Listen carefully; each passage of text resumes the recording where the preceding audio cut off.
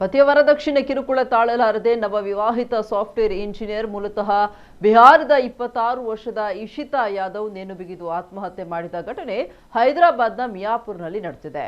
ಮಿಯಾಪುರ್ ಪೊಲೀಸರು ಮೃತಳ ಪತಿ ನೀರಜ್ನನ್ನ ಬಂಧಿಸಿದ್ದಾರೆ. ಇಶಿತಾ ಯಾದವ್ ಮತ್ತು ಮಧ್ಯಪ್ರದೇಶದ ನೀರಜ್ ಬನ್ಸಾಲ್ 5 ವರ್ಷಗಳಿಂದ ಪ್ರೀತಿಸ್ತಾ ಇದ್ರು.